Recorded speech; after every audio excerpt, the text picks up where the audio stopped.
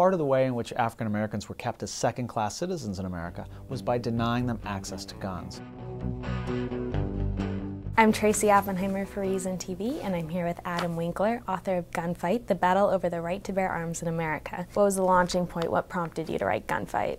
Well, in 2008, when the Supreme Court decided the Heller case, I got calls from so many reporters saying, what does this mean for the future of gun control? Does this mean the end of gun control laws as we know it? And so I wanted to tell the story, the amazing story of America's complicated history with guns, about the Founding Fathers having gun laws that were more restrictive than the NRA would like today, and sort of cast in a new light the famed American gun culture. And the D.C. versus Heller case, after it was resolved, what did that mean for gun owners?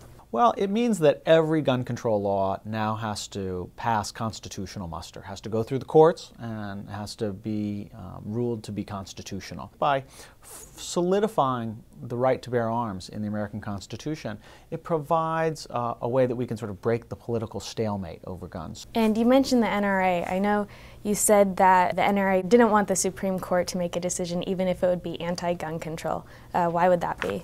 One of the most interesting things about the Heller case was the vehement opposition of the NRA to the case ever being brought. Now, their stated reason was that they were afraid of losing. They didn't want the Supreme Court to reject their view of the Second Amendment, especially this Supreme Court with a majority of conservative justices. Some of the libertarian lawyers involved in the case confided in me that they thought maybe the NRA was also afraid of winning, that they thrive on crisis-driven fundraising appeals that warn gun owners that the government's coming to take your guns. You said in your book that gun control is as much a part of American history regarding guns as the Second Amendment is. What did you mean by that? Well, we think of gun control as a modern 20th century invention. But we've had gun control since the Founding Fathers. The Founding Fathers had restrictive gun laws that in part were race-based, racially discriminatory, banning slaves or free blacks from possessing guns. This is one of the most interesting things I found in researching Gunfight, which was the close connections between gun control historically and racism. Part of the way in which African Americans were kept as second-class citizens in America was by denying them access to guns. If you could talk about gun grabbers a little bit, what are they? Well, the gun grabbers are those on the left who are seeking to get rid of all the guns in America, who deny the existence of one of our oldest, most established constitutional rights because they want to get rid of all the guns. And often they'll support silly and ineffective laws that really have no chance of reducing gun violence. I liked one of your quotes that you said, disarmament is no more likely to succeed than prohibition or the war on drugs. Could you talk a little bit about the comparison between these reforms? Well, we should learn from our past. We've tried through prohibition and the war on drugs to get rid of things that are small, easy to conceal, and that people love very dearly. And they've been terrible failures. I think if we tried to get rid of all the guns in America, it would similarly be a failure and probably have a lot of bad consequences as well. Prohibition led to huge increases in organized crime and criminal violence. The war on drugs has done pretty much the same. There's 280 million guns in America. They're not going anywhere. One thing I do like to point out when we look internationally is that in America we have high rates of gun ownership and high rates of criminal violence. But there's a lot of countries that have high rates of gun ownership and low rates of criminal violence.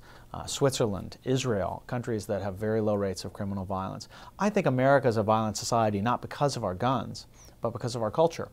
And yeah, I mean, we all know that complete disarmament is unrealistic, so why do the advocates keep pushing for it? Well, and then on the same time, on the other side, we know that getting rid of gun control entirely is unrealistic. We want to have laws that restrict the access of guns by felons, by people who don't have, who are mentally ill, by people who are drug addicts. I want to move the debate beyond the extremes on both sides and recognize that we have an individual right to bear arms, that many forms of gun control can still be constitutional, but we should look carefully and closely at those laws to make sure that they're effective before we pass laws that in the end just end up harassing lawful gun owners and don't do anything to really reduce criminal violence. The more guns, less crime argument. Now, do you think that this is important to consider with gun control laws? One thing is crystal clear.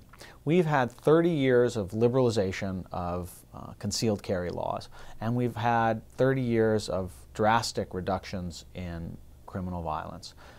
I don't make the argument that those things are necessarily connected, but one thing we certainly know is that liberalizing access to guns has not led to huge spikes in violence that many in the gun control community suggested would happen. You talked about Ron Paul a little bit. Do you think he's had a big impact? Well, I don't think he's had a huge impact, but one of the great stories about Ron Paul's involvement in this is that the Heller case challenged a law passed in 1976, and this law in D.C. banned handguns and effectively banned the use of long guns, shotguns or rifles, for self-defense. And that immediately sparked a protest by a young first-term congressman from Texas named Ron Paul. And it turns out he was successful. He got the law drafted, he got the law passed through both houses of Congress, got President Gerald Ford to sign it. However, because of some drafting ambiguities, the D.C. government read the law only to apply to future changes in their gun laws and not to past changes in their gun laws.